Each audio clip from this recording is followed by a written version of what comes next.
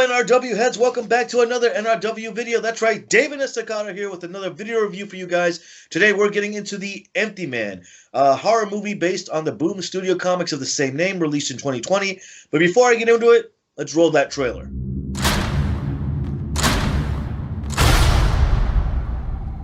Hey, wait. We gotta try it. Try what? Calling the empty man. Who is the empty man? If you're on a bridge and you find a bottle, you blow into it, and you think about the empty man. Oh, come on, Mandy. How old are you? Tell him the rest. On the first night, you hear him. And on the second night, you see him. And on the third night? Well, on the third night, he finds you. He finds you. You can hear him, can't you? Squirming his way into your thoughts. Like a disease. And his message is contagious. The empty man, the empty man, the empty man, the empty man, the empty man, the empty man, the empty man, the empty man, the empty man, the empty man, the empty man, the empty man, the empty man, the empty man, the empty man, the empty man, the empty man.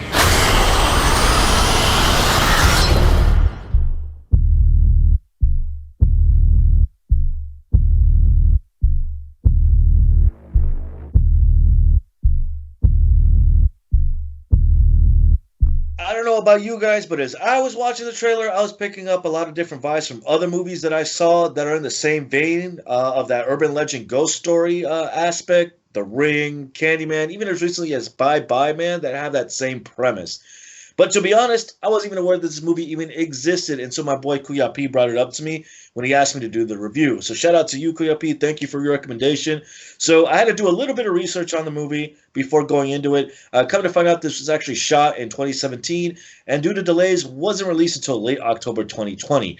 It was written and directed by David Pryor. This is actually his directorial debut for his first feature-length film, and it stars James Badge Dale, who's known from World War Z and The Departed.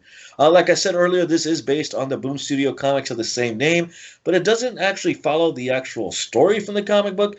It looks like it takes bits and pieces from the source material and sprinkles in a bunch of other horror tropes to make its own unique story. So speaking about this story, this movie has a lot going on for it for its 2-hour runtime. But the main bulk of the story actually deals with the detective, James LaSombra, as he investigates the disappearance of the daughter of a friend of his named Amanda.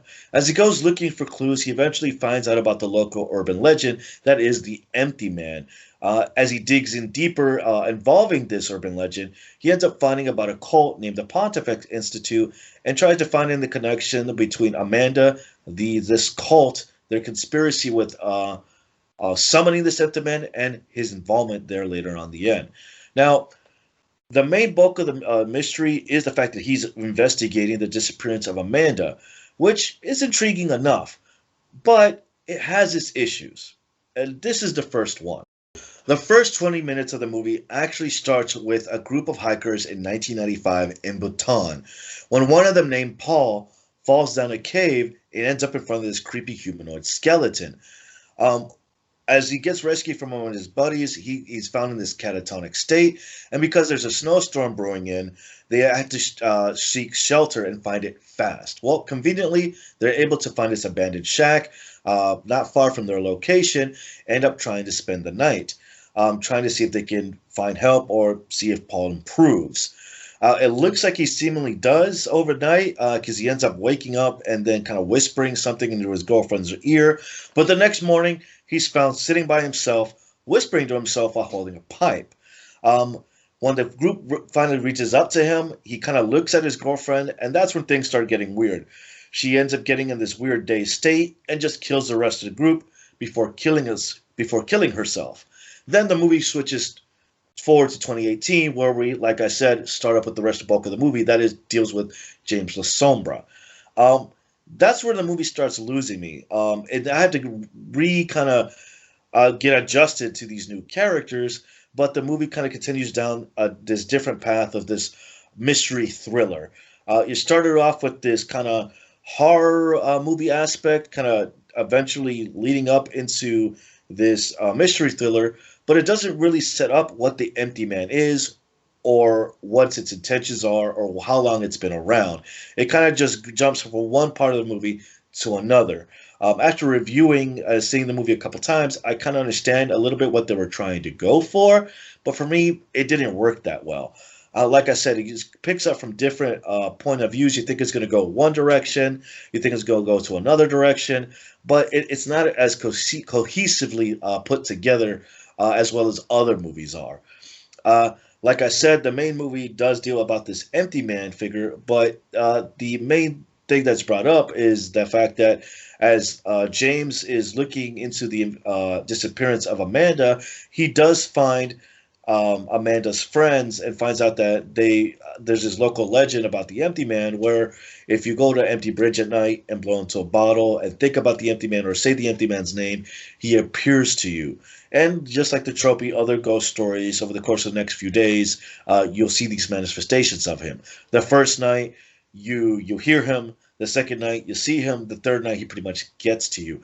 And I like that part, and I wish that most of the movie had to deal with that. But it looks like that part of it was just an afterthought, and one is used as I like to call, like the mechanism of action for the haunting, like in other movies. Like in The Ring, you had the tapes, and Candyman, you had the Candyman saying, and like the other great urban legend, Bloody Mary, had to say her name. It was kind of part of kind of setting up that haunting, but it wasn't basically the use of the haunting. Eventually, as the movie goes forward, you're following this mystery as he's unraveling it and his involvement and Amanda's involvement. You pick up a bunch of other side characters that bring a little bit more attention to the movie, but they're not used afterwards.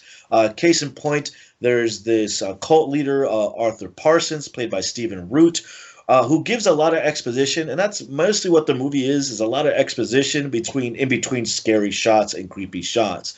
But I believe that Arthur Parsons does a great job portraying this cult leader, and kind of getting into this really interesting philosophical niche talk with La Sombra regarding the Empty Man and their beliefs behind the Empty Man, as they believe that as long as they do their bidding, they get whatever they want. And it was great to see him for that brief moment. He's also known for doing other films like Get Out. He played the blind man in Get Out, but I feel like he wasn't used enough to his potential for this film, because this movie had so much potential, especially regarding that cult aspect and the mythos behind the Empty Man. Now, like I said, the movie did drag on a little bit, especially when it was going when James Lasombra was looking into the happenings behind the Institute and trying to figure out what happened to Amanda. It did drag a little bit in the middle of the movie, but once it picked up to the cult aspect, it did pick up a little bit. That being said, it's not a bad movie.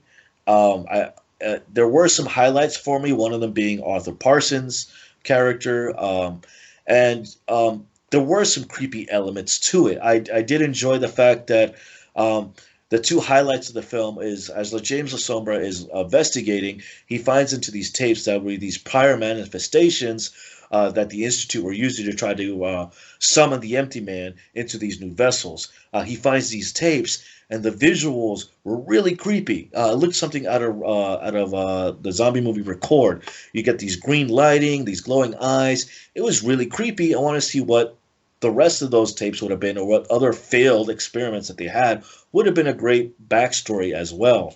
The other great scene I feel like is when he eventually runs into the cult and they're running around this pyre of fire, and the transition changes and the lights go out, and they're just this weird, awkward stare down between the cult and James. And he takes a step back and they step forward, and he takes a step. Like, it was creepy as hell.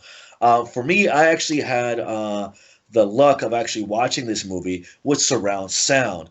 And the whispers throughout the film, as annoying as it was, it really helped with the tone and the atmosphere of the movie, because I was hearing the whispers from one side of the room to the other behind me, so they were coming from different directions as the movie went along, and it helped with that creepy factor. I actually enjoyed that. So those were my biggest highlights for me as well. Amanda the character Amanda, played by Sasha Farlova, I think she did a great job. But again, her role was so minimal in the film due to the story. But I feel like she could have been used a little bit more to kind of build up the fact that I care that she even disappeared in the first place. Because she was like a one-off thought, and then at the end, with the big reveal that she was just part of the Institute at all, kind of fell flat for me. Even then, the even the bigger reveal was the fact that the Pontifex Institute wasn't necessarily summoning the Empty Man, but summoned James Lasombra himself as the vessel for the Empty Man to pretty much possess, because big reveal follow up was Paul was the initial new vessel for the Empty Man, and his body was dying, and that's why James Lasombra was summoned so he could take over. So, like I said, this movie has a lot going on for it. For its 2-hour runtime, I feel like it could have done a lot more to either condense the story or use that extra time to kind of build up a lot of other backstory regarding the legend that is the Empty Man. Like I said earlier, this was based on the comic book, but it didn't really follow the story of the comic book. Now, the comic book does have that catatonic character that's kind of transmitting this disease or virus, or that is the Empty Man. Even the comic book is kind of vague of where the Empty Man comes from. But with the movie, I was expecting them to kind of jump more into the mythos than what it is. Granted, I'm only about 4 issues into the comic book, but it would have been nice to kind of see a little bit more backstory about how long the Empty Man has been around, why this legend even started in that town, or kind of give a little bit more clues up to the Pontifex Institute and their connection. There were some little transitional scenes that they used when he was kind of investigating into the Pontifex Institute, or how Amanda came about to the Pontifex Institute, using Wikipedia pages, mind you, but I felt like it needed a little bit more context. That being said, I also wish they would have used the Arthur Parsons character a little bit more. He did a great job kind of playing that cult leader character, but his role was so brief. I kind of wanted more of him, and I didn't get that. That being said, it's an okay movie. It's not a great film. It is a bit of a drag for 2 hours for this kind of movie. Could have been a little bit condensed. But overall, it does have some highlights for it. For me, would it be enough for to recommend it? Let me be honest. If you like movies like Candyman or Bye Bye Man or Slender Man, definitely give it a check it out. Definitely check it out. If not, this probably for the 2-hour runtime, it probably drags on a little too much for other people. But if you like those movies, definitely check it out. Well, those are my thoughts on the film, but what did you guys think? Let me know in the comments down below. Did you love it? Did you hate it? Are you on the fence like I am? Did you read the comic book? I definitely like to hear your guys' thoughts. But if you like what we're doing here at the NRW, if you like this video, don't forget to hit that like and subscribe button, and definitely check out what their other videos that we got going on. We got Rob the Movie Guy with a bunch of his movie reviews. We have Kuyat P and the rest of the NRW crew doing their thing, especially with the Show Pal Show, and the rest of the crew doing everything from movies, comic books, everything pop culture, and beyond. So definitely check that out. If you want to follow me, you can follow me on my Facebook page, Daven A. Estacado, and on my Twitter and Instagram on Daven is Disaster. But thank you so much, guys. We're trying to pump those numbers up, so please hit that subscribe button. I appreciate you guys coming by. And as my boy, Rob the Movie Guy, always says, until next time, be safe and cheers.